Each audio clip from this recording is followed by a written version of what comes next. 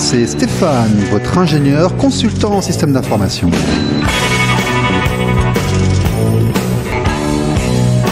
Bonjour, c'est RLP Business. Bonjour et bienvenue sur RLP Business, un nouveau direct depuis nos studios de Coulommiers-Chamiers. RLP Business, l'émission sur le commercial, la technologie, les ressources humaines, l'activité économique de manière générale, en Périgord et ailleurs. Aujourd'hui, dans ce nouveau direct, nous recevons Monsieur Jean-Luc Antoine de CICO, mais pas que, un ancien de CAP, la grande famille de CAP. Bonjour Monsieur Antoine. Bonjour Stéphane. Bonjour, ça se passe bien, tout va bien? Très bien. Très bien. Mais écoutez, vous venez nous parler effectivement informatique. Aujourd'hui, on parle technologie, on parle sécurité, on parle recyclage. Ne bougez pas, c'est juste après l'actualité, c'est juste après ça.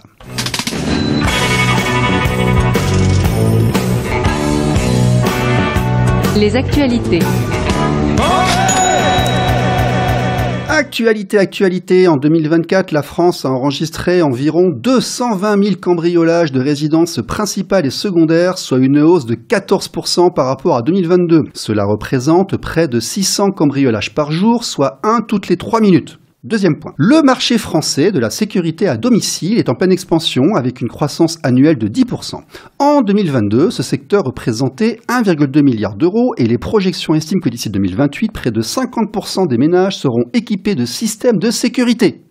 Troisième point, chaque année, environ 50 millions de tonnes de déchets électroniques sont générés dans le monde, soit une moyenne de 7,6 kg par habitant. En France, seulement 40% des appareils électriques et électroniques en panne sont réparés, le reste contribuant à l'accumulation de ces déchets. La fabrication d'un seul smartphone génère une empreinte carbone de 61 kg de CO2 et avec près de 18 millions de smartphones vendus chaque année en France, cela représente plus d'1 million de tonnes de CO2 émises. Enfin voilà. Jeter les vieux trucs, c'est pas bien. Voilà. Enfin, le monde est un terrain de jeu géopolitique, loin de l'idéalisme béat de certains, mais souvent beaucoup plus proche du réalisme froid de ceux qui se font de l'argent et protègent leurs intérêts ou ceux de leur pays. Nous l'affirmons ici une fois de plus, l'indépendance technologique est essentielle pour garantir la souveraineté numérique et la sécurité nationale. En développant et en produisant localement des technologies de sécurité, la France réduit sa dépendance vis-à-vis des fournisseurs étrangers, assurant ainsi une meilleure maîtrise d'infrastructures critiques et une protection accrue des données sensibles. Donc vous l'aurez compris, aujourd'hui nous allons parler d'un logiciel qui parle de sécurité et qui réutilise les anciens smartphones. Jean-Luc Antoine, avant de rentrer sur le fond du sujet, est-ce que vous qui avez aussi un parcours extrêmement technologique, l'EPITA, manager chez Orange, le bureau, le concile à CAP durant plus de 13 ans, etc., l'indépendance technologique en France, rêve ou réalité ? C'est un rêve qu'on aimerait transformer en réalité. Nécessité alors Objectif. Dites-nous en plus. Voilà. Objectif. Et étant donné qu'on voit dans le contexte aujourd'hui les mouvements géopolitiques qu'il y a, du jour au lendemain, les amitiés peuvent se défaire, d'autres peuvent se créer. Oui. Le point commun, c'est que si jamais on a la technologie sur notre sol, on réduit les dépendances et on facilite ainsi la redéfinition des équilibres si nécessaire. Aujourd'hui, la France est-elle indépendante technologiquement ? Elle l'était. On a eu des belles années dans les années 90. Le Minitel, que tout le monde nous enviait. Il a eu son époque. On s'est crispé dessus, mais il a eu son époque. Ouais. Exactement, c'était une nouveauté, comme le Concorde également, etc. Et on s'est pas crispé, on s'est figé. Voilà, on a raté l'étape d'après. On voit que même si on a des belles licornes en France, on est quand même derrière les grandes innovations d'aujourd'hui. Bon, on va y aller simplement. Est-ce qu'on a un microprocesseur ? Non. Est-ce qu'on a un système d'exploitation ? Non. Est-ce qu'on a une usine d'IA qui marche, qu'on a fait nous-mêmes ? Non. Bon, très bien. Écoutez, on va parler de nos projets, en tout cas locaux. Ne bougez pas, c'est l'invité de la semaine, c'est Jean-Luc Antoine. Cécile. L'invité de la semaine. CICO, je parle, je vois, comment je fais tout ça. C'est la nouvelle start-up périgourdine dirigée par Jean-Luc Antoine et son équipe. Alors, qu'est-ce que c'est ? C'est une... C'est CICO. Voilà. Donc nous sommes un éditeur de logiciels, donc une application mobile de même nom, qui a vocation à permettre à tout un chacun de monter son propre système de sécurité. D'accord. Par une application mobile. Alors comment on part du constat que vous, moi, on a tous des vieux téléphones au fond des tiroirs. Ah oui.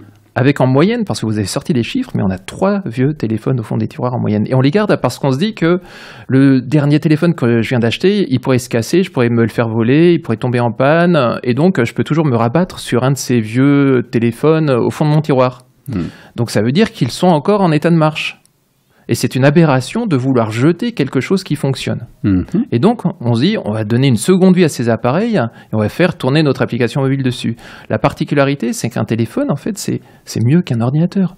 Il y a des capteurs dans tous les sens. Il y a une caméra, il y a un micro, il y a de l'audio, il y a plein de choses. Et une puissance de calcul, etc. Et il y a un GPS pour voir si il bouge, etc. Exactement. Et en fait, tout ça, en greffant de l'innovation dans les usages, on peut faire encore mieux même qu'un système d'alarme traditionnel. Je prendrai par exemple la détection de mouvement. Grand classique, une caméra, ça fait détection de mouvement. Mais sur un téléphone, il y a 2 caméras. C'est-à-dire qu'en les faisant marcher simultanément, on peut faire de la détection de mouvement à 360 degrés. Là où une caméra classique n'en est pas capable. Et donc, on va pouvoir amener toute cette innovation dans le contexte de cette application. Et on a, parmi les chiffres, avec votre objectif, j'ai bien retenu, de 50% dans quelques années d'un équipement de sécurité pour tout un chacun. C'est grâce à ces CISO, parce qu'aujourd'hui, le marché ne le permettrait pas.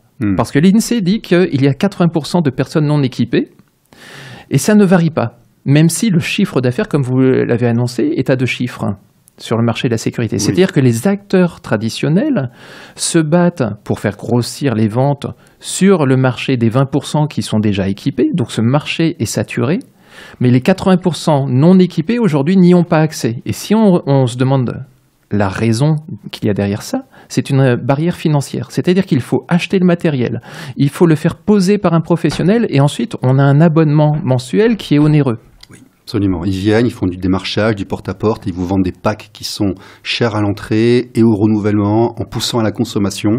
Et je pense effectivement qu'ils ont saturé leur cible et les autres n'iront pas. Bon, voilà. C'est tout à fait ça.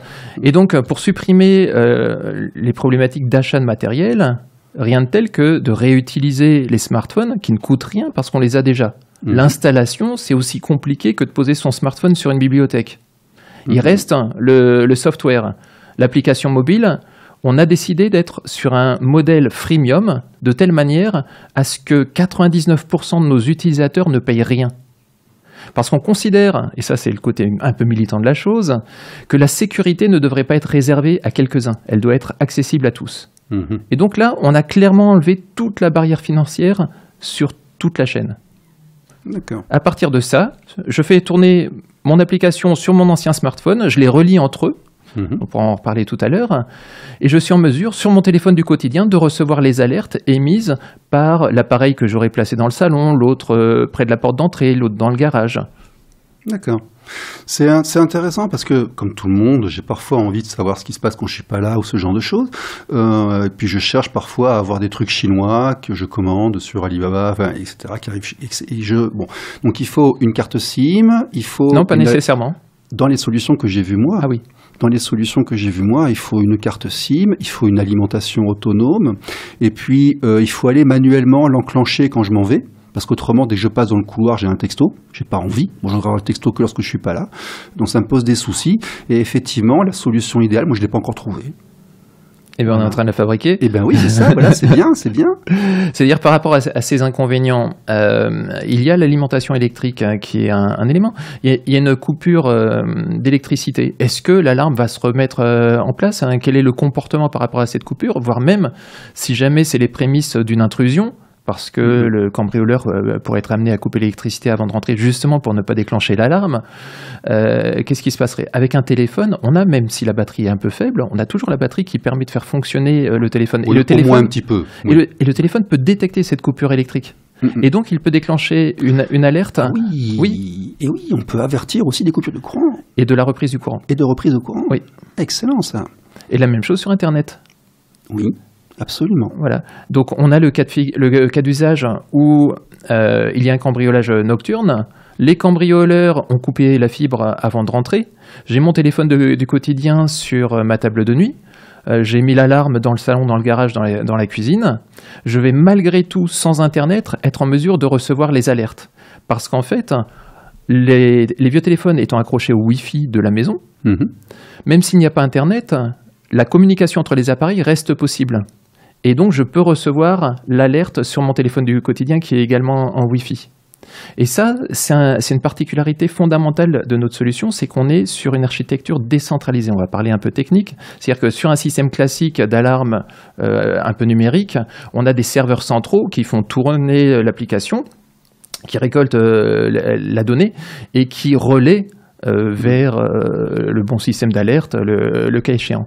Dans notre cas, ce sont les téléphones qui communiquent entre eux. C'est un réseau local. C'est-à-dire que notre système, qu'on fasse tourner 100 utilisateurs ou 100 millions d'utilisateurs, on ne va pas rajouter un serveur. Mais non, c'est des réseaux individuels. Exactement, c'est du point à point. C'est du point à point. Ok, ça passe en Bluetooth ? Alors, dans la prochaine version de l'application, on va exploiter Bluetooth sur le périmètre des capteurs, mais la communication ne se fait pas par Bluetooth, elle se fait soit par la communication GSM classique, soit par Wi-Fi. Communication GSM classique, ça veut dire qu'il faut une carte SIM.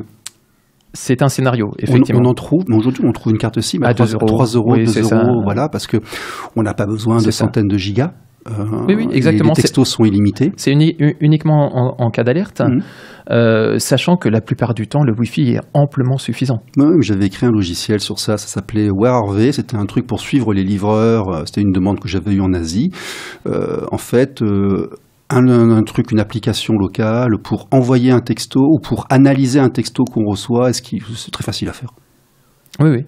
Il n'y a pas de complication particulière. En fait, nos alertes, elles ne sont pas que de ce type-là. C'est-à-dire bien sûr. On peut recevoir des notifications push. Alors, avancées, c'est-à-dire que s'il y a une détection de mouvement, on aura la prévisualisation de la scène directement dans la notification push. On a des alertes de type synthèse vocale, c'est-à-dire que je conduis en voiture, j'ai 500 km à faire, je ne vais pas regarder le téléphone s'il y a une alerte. Le téléphone va me dire le problème. Ça, c'est le téléphone maître de nouvelle génération. C'est celui qui a l'application centrale, le téléphone maître. Le téléphone du quotidien fait la synthèse vocale. D'accord, je comprends. Voilà. Mais on a également la possibilité de diffusion sonore. On a les alertes silencieuses. C'est l'écran qui passe au rouge, mais de manière silencieuse. On a les alertes par email. On a toute une panoplie de capacités de recevoir des alertes. Et pas seulement sur le téléphone du quotidien. C'est-à-dire qu'on peut définir plusieurs destinataires. Par exemple, toute la famille. D'accord. Ok, donc en fait, on prend les vieux téléphones, on les transforme en capteurs et aussi en émetteurs de signaux, quelque part. On s'adapte à leur stade d'évolution parce qu'ils ne sont pas tous identiques, je suppose. Donc, Android uniquement ou on fait aussi les autres? Alors, vous êtes allé sur Android, vous faites iOS, bien entendu, des mobiles, des tablettes, des PC, ça fonctionne partout. Vous réinstallez le système d'exploitation? Non, en fait, on se base sur ce qui est le plus récent sur le système d'exploitation, même sur les vieux systèmes d'exploitation, à savoir la couche de navigation, le navigateur. C'est-à-dire que lorsque le téléphone n'a plus été mis à jour, son navigateur a encore été mis à jour. Et donc, c'est ça qui nous permet d'avoir les API complètement standardisées, nous permettant d'accéder à l'ensemble des capteurs. S'il a une pile TCP/IP, c'est bon, quoi. Voilà, exactement. On utilise du WebRTC, on utilise ce type de protocole. Alors, pour expliquer aux gens, ça marche à partir du moment où votre ancien téléphone a un navigateur Internet. Oui. Voilà. Ce qui est le cas de tous les smartphones. En fait. Oui, à partir de depuis 20 ans, à peu près. Oui. Alors, les tests qu'on a menés, les plus anciens, parce qu'on n'avait pas de matériel plus ancien, c'était sur des Galaxy Note 3 de 2010.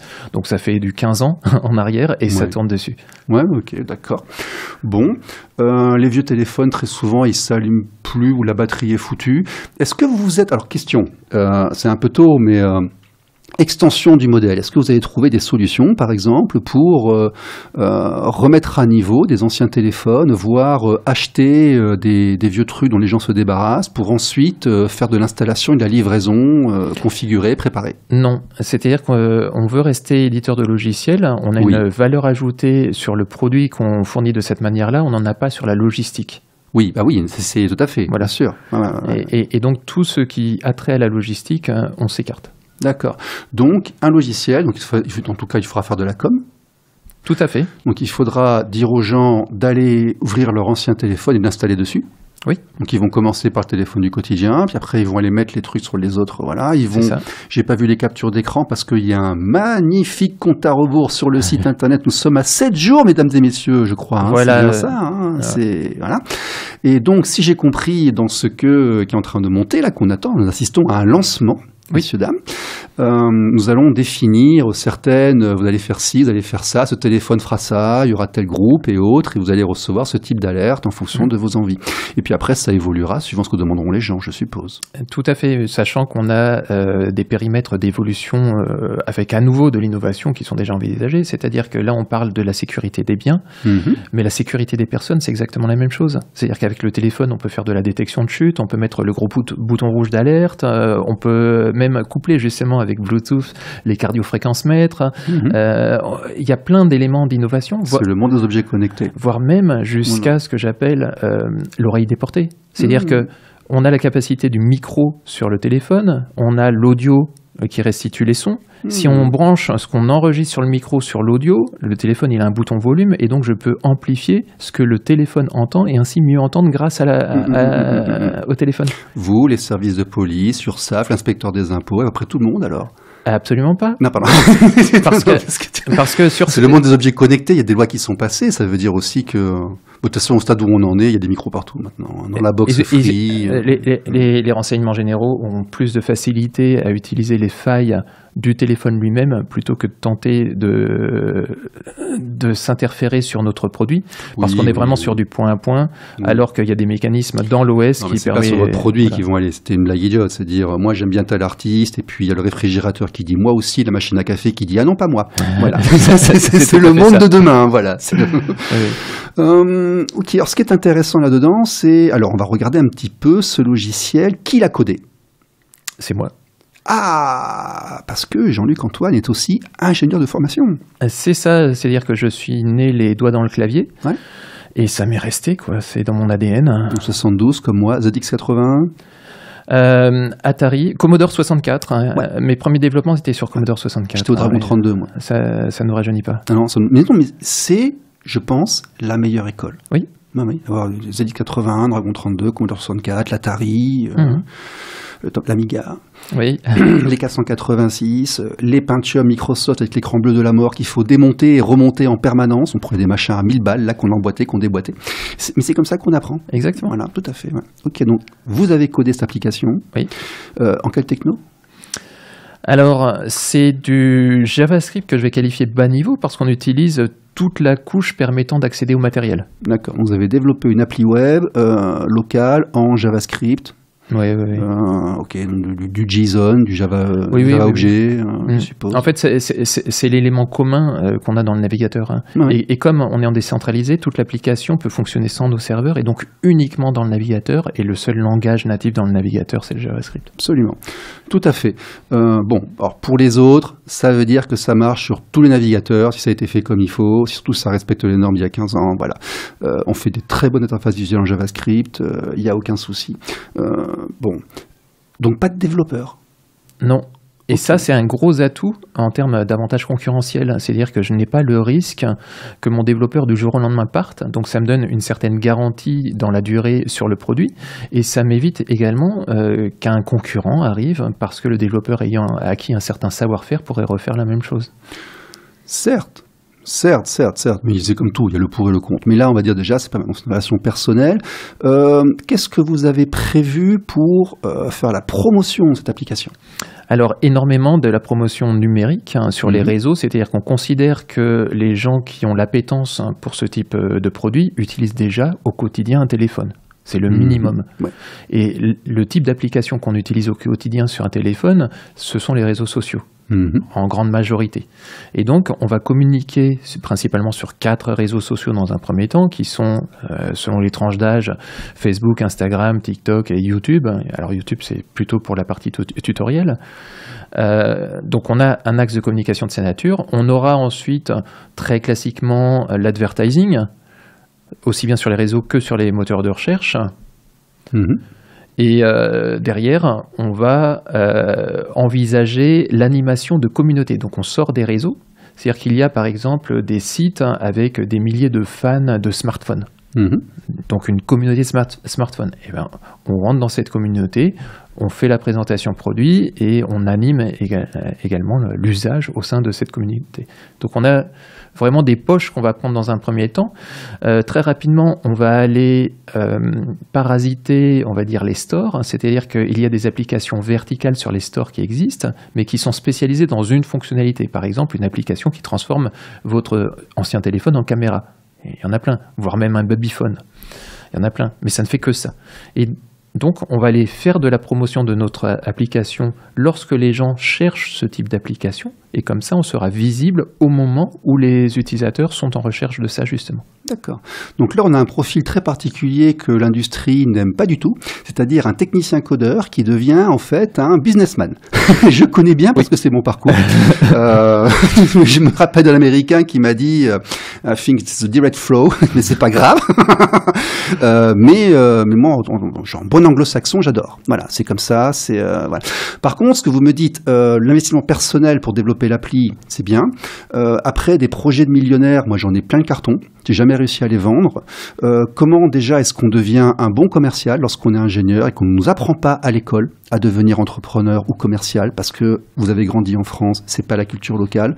Moi, on m'avait appris à coder, à faire des prestations. On m'avait pas appris à m'inscrire à l'URSSAF et autres. Donc première question 1, comment vous avez fait pour ça? Et deuxièmement, on se rend compte que oui, effectivement, coder dans son coin, c'est une bonne idée, mais après, ça coûte quand même des sous. Donc 2, comment vous financez? Très bonne question. Donc la partie entrepreneuriale, je l'ai débutée après le bac, ou pendant mes études. J'avais monté mon entreprise, une SARL. On faisait du matériel informatique, ce qu'on appelait à l'époque les Taïwanais sur Paris. On avait 2 boutiques. Rue Montgallet, tout ça dans le 19e, oui, on était un peu plus haut. Et donc, à l'époque, il y avait la grande concurrence de Taïwanais, c'est-à-dire de boutiques qui faisaient des PC sur mesure à la demande. Je veux tel processeur, tant de RAM, telle carte graphique, etc. Et on a des marges de 3%, et donc, ce n'est absolument pas viable. Donc, j'ai laissé tomber ça. Mais finalement, ça m'a servi en termes d'expérience pour être confronté à l'entrepreneuriat, les relations actionnaires, l'attaque du marché, le savoir positionnement. Savoir ce que c'est que l'URSSAF, les cotisations, la bureaucratie locale, ça fait partie de l'équation. La couche administrative, que je retrouve à nouveau, mais je m'y attendais cette fois-ci. Oui, mais on apprend, on se forme avec le temps. Exactement. Et donc, ça ne m'a pas démotivé dans la mesure où j'avais vraiment envie de proposer ce type d'application qui n'existe pas aujourd'hui. C'est une opportunité unique. Alors, vous dites... l'aspect millionnaire, c'est pas l'objectif numéro 1. Non, j'ai pas dit l'aspect millionnaire. J'ai dit par contre, là, il va falloir maintenant dépenser de l'argent pour la promotion, la publicité et autres. Il faut financer. Voilà. Alors, étant donné que je viens du siècle dernier, j'ai pu, au cours de ma carrière, finalement, mettre un peu de côté. Et donc, ces sous-là m'ont permis de rentrer au capital de l'entreprise que j'ai montée. D'accord. Ce qui fait que l'entreprise démarre avec un minimum de trésorerie. Donc, vous avez développé un truc, vous avez monté une boîte avec des associés, vous avez fait un apport personnel. Et sachant que le produit n'a rien coûté en termes de frais, vu que c'est moi qui l'ai réalisé. Aussi un apport en nature. En nature, tout à fait. Mais malgré tout, l'entreprise n'a pas à supporter le développement d'un produit à construire. L'entreprise est construite alors que le produit existe. Bien sûr, tout à fait. Donc là, on évite un risque. Oui, et on facilite sur les réseaux sociaux. Vous savez comme moi, à partir du moment où vous avez créé une société, vous avez quelques centaines, quelques milliers d'euros de frais de fonctionnement par an. C'est obligatoire, assurance. Tout à fait. On ne peut pas passer à côté, donc le fait de se mettre à son compte, déjà, pouf, il y a des sorties, et puis aller faire de la pub sur les réseaux sociaux. Moi, je connais des gens qui font 10 000, 15 000 de pubs par mois, donc ça se finance, quoi. Tout à fait. C'est un coût, le budget com, au même titre que les salaires sont un coût. Oui, bien sûr. On a déjà recruté quelques employés. Alors, vous êtes 5, je crois, c'est ça ? Alors, on a le graphiste qui est en interne, on a une personne qui prend en charge la communication qui nous rejoint à la fin de cette semaine. On a une personne à côté de Périgueux à temps plein en contractualisation externe. Moi-même, je suis à temps plein et on a encore un pipe de recrutement de quelques personnes à venir dans un avenir proche. Donc, tout ça dans un contexte où les licences ne sont pas encore rentrées vu que le produit, on le lance dans quelques jours. Tout à fait. Et donc, comme toute start-up, on commence par grignoter de la trésorerie. Et sur le plan de trésorerie, on a une inversion de courbe avec les licences qui vont rentrer progressivement et qui vont permettre de contrebalancer et d'arriver sur une remontée, étant donné qu'en fait, on a une particularité avec cette décentralisation, c'est que nos coûts ne vont pas évoluer avec la quantité d'utilisateurs. On est globalement sur de coûts fixes. Eh bien, l'année prochaine, normalement, on devrait être en équilibre positif. D'accord. Donc, on a regardé ce que c'était, on a regardé comment on le fait, et maintenant, votre business model, s'il est à 90% gratuit, vous vous rémunérez comment? Sur le 1%. Alors. Et c'est mécanique. C'est-à-dire qu'en fait, l'application est déjà traduite en 6 langues. C'est-à-dire qu'on ne s'attaque pas au marché français. Le marché français est la portion congrue. C'est-à-dire que le marché international est bien plus important. Le marché adressable est de 817 millions de personnes sur la tranche démographique ciblée, qui est le 15 ans, 69 ans. Sur ce marché adressable, nous n'allons pas adresser tout le marché, nous allons, sur un objectif 3 ans, adresser 10% de ce marché. Sur ces 10%, on va adresser les foyers. Donc il y a 2,16 personnes par foyer, donc il faut encore diviser. Et parmi ce qui reste, il faut enlever les 99% gratuits. Donc il reste la partie payante. Qu'est-ce qui est payant ? Une licence qui donne des fonctions avancées. Donc la premium fait quoi de plus par rapport à la gratuite ? La gratuite, par exemple, va être limitée à la mise en relation de 3 téléphones. D'accord. Or, en moyenne, on a 3 téléphones au fond de nos tiroirs, c'est-à-dire qu'on a 4 téléphones. Et donc, on voit qu'on a une gêne parce qu'on ne peut pas utiliser tous nos téléphones. Donc, on peut être ainsi incité à passer à la version payante. Mais bien entendu, il n'y a pas que ça. Et certaines alertes ne sont pas disponibles en version gratuite, mais qu'en version payante. Par exemple, les alertes par email. Recevoir une notification par email, ce n'est que dans la fonction payante.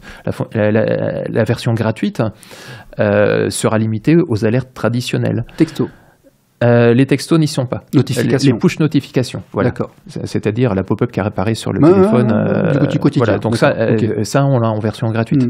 Et donc, on a plein de petites fonctionnalités qui sont limitées en version gratuite. Mais qui permettent quand même d'avoir une solution, un usage. D'accord. Exactement. Parce qu'en fait, plus on va diffuser de manière horizontale massivement le produit, plus on a de l'usage, plus mécaniquement le 1% va augmenter. Bien sûr. Et donc, c'est combien le premium ? C'est tout à fait abordable. C'est-à-dire qu'en fait, le prix moyen aujourd'hui de la surveillance, c'est de 42 € sur le marché sur la télésurveillance par mois. Nous allons nous positionner sur un prix annuel et non pas par mois de 36 €. Ce qui revient à moins de 10 centimes par jour. C'est-à-dire qu'on va être en mesure de monter son système de sécurité pour donc moins de 10... Donc en fait, je peux tester gratuitement. Exactement. C'est un immense avantage. Et je vous donne 36 € pour l'année qui vient. Là, on verra après pour avoir toutes les fonctions. C'est ça. D'accord. Oui, bah c'est ça. Et c'est du sans engagement, un peu comme Réglo Mobile. C'est-à-dire qu'on peut utiliser Réglo Mobile avec un compte prépayé et puis il ne va pas y avoir de prélèvement automatique. On n'est pas lié à l'abonnement. Ok. Bon, c'est donc ça ici chaud. Avec Jean-Luc Antoine. Mais écoutez, le lancement, c'est pour très bientôt. Là, c'est donc fin février, début mars. Fin février, tout à fait.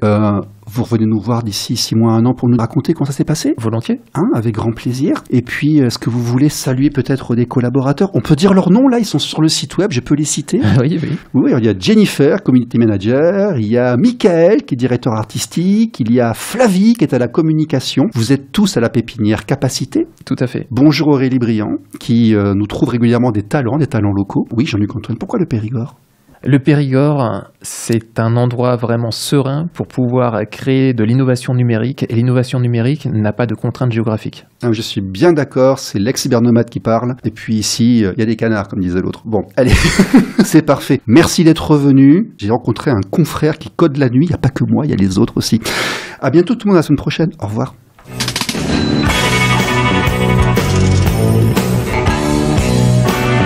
RLP Business. RLP.